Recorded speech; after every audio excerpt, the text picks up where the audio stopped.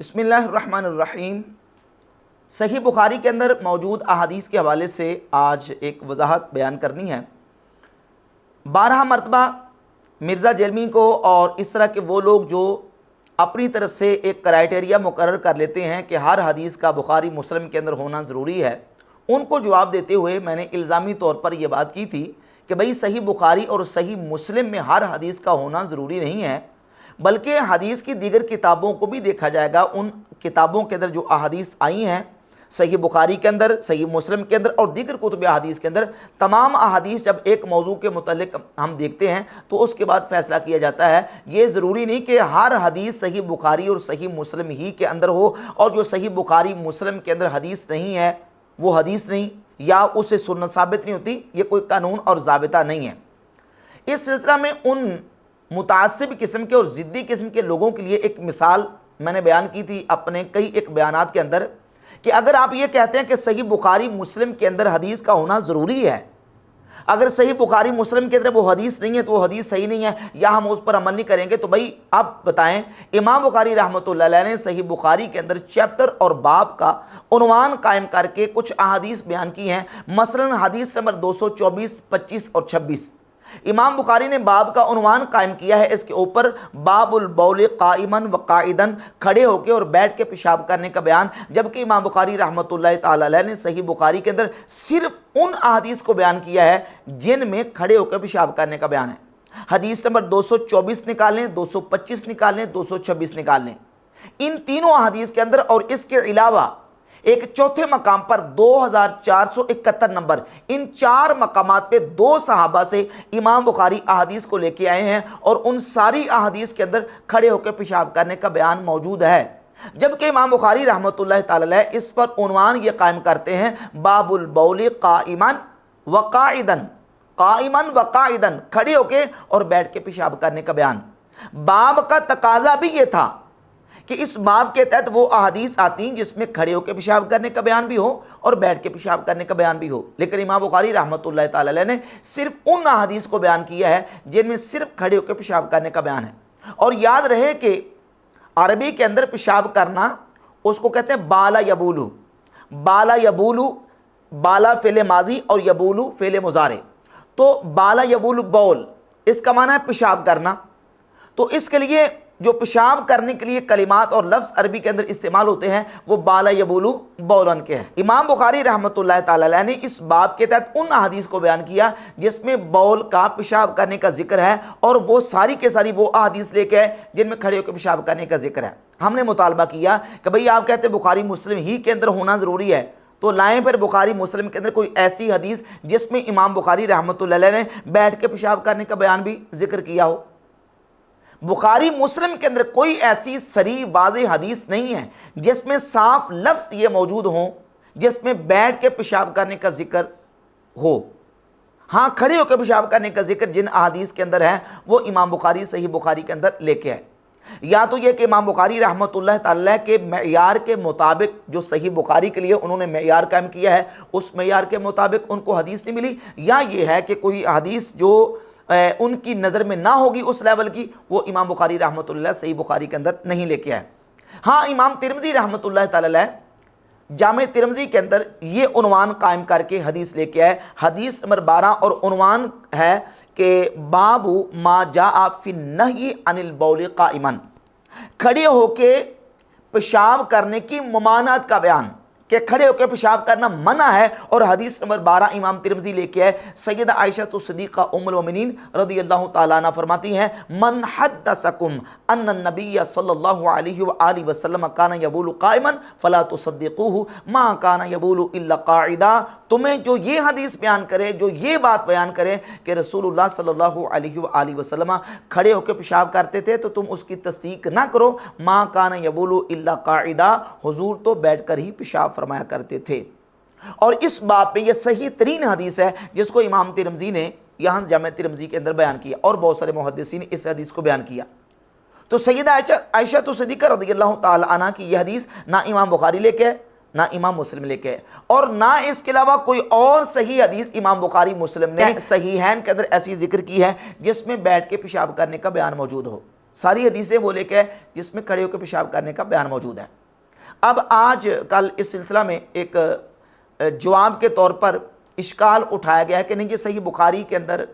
امام بخاری وہ احادیث لے کے آئے ہیں جن میں بیٹھ کے پیشاب کرنے کا بھی ذکر موجود ہے، اور ان میں سے جن روایات کا حوالہ دیا گیا ہے وہ یہ روایات ہیں، اور ان کے عنوانات اور ابواب جو چیپٹر امام بخاری نے قائم کیے ہیں ان کو آپ دیکھ لیں تو واضح ہو جائے گا کہ ان احادیث کے اندر بالکل ہرگز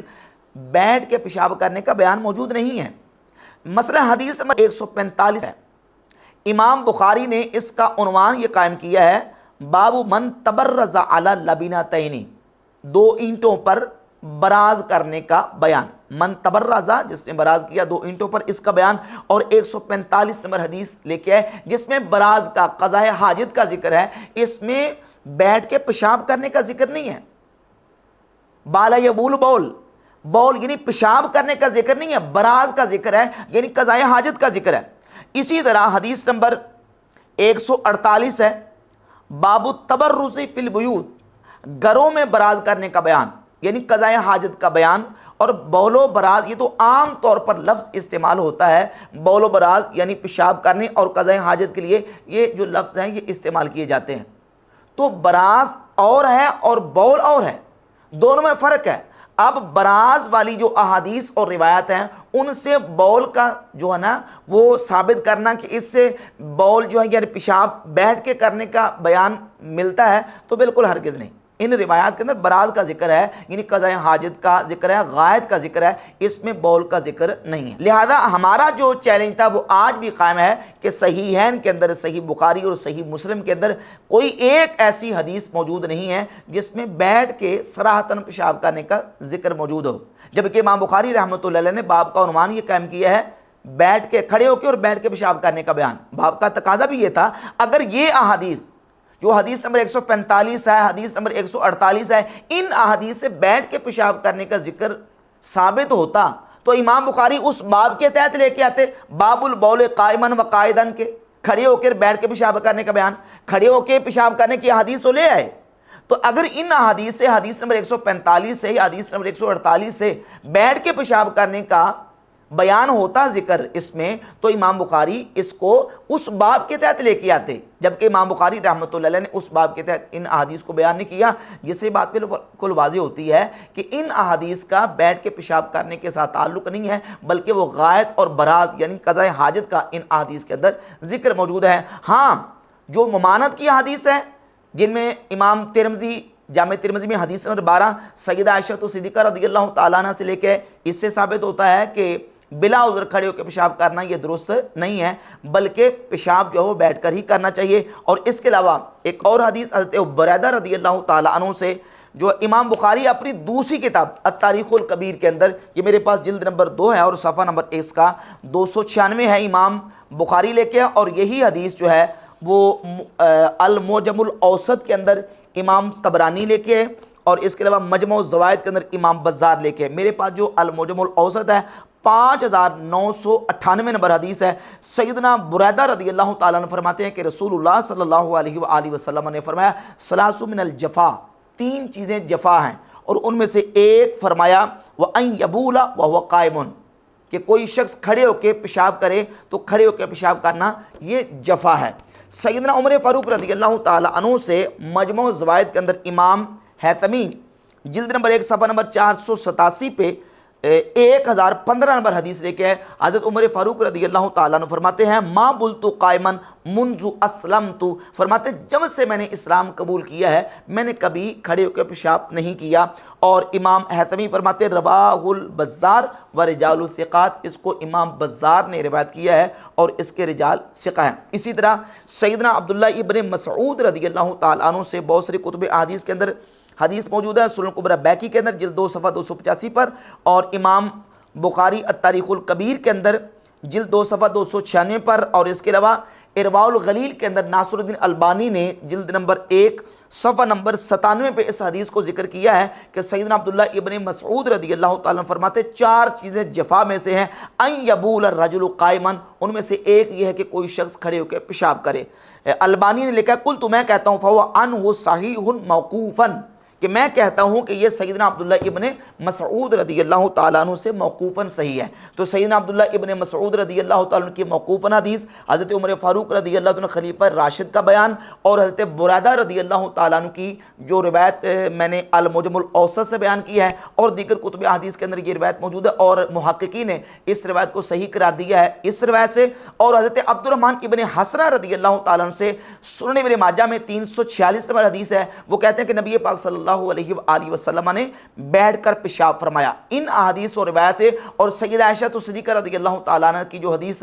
جامع ترمذی میں حدیث نمبر 12 آئی، اس سے واضح ہوا کہ بیٹھ کر پیشاب کرنا ہی سنت ہے۔ ہاں البتہ جو احادیث کھڑے ہو کر پیشاب کرنے کے بارے میں وارد ہوئی ہیں، ان احادیث کو یا تو محدثین نے منسوخ قرار دیا ہے، یا ان کو عذر یا رخصت کی حالت پر محمول کیا ہے، وہ سنت طریقہ نہیں ہے۔ اور صحیح بخاری اور صحیح مسلم کے اندر جو احادیث آئی ہیں ان میں کھڑے ہو کے پیشاب کرنے کا بیان ہی ہے، بیٹھ کے پیشاب کرنے کی کوئی ایک حدیث بھی صحیح بخاری اور صحیح مسلم میں موجود نہیں ہے۔ صحیح بخاری کی حدیث نمبر 145 اور 148 جو ہے، اس میں براز اور غائط اور قضاء حاجت کا ذکر ہے، اس میں بیٹھ کے پیشاب کرنے کا بیان نہیں ہے۔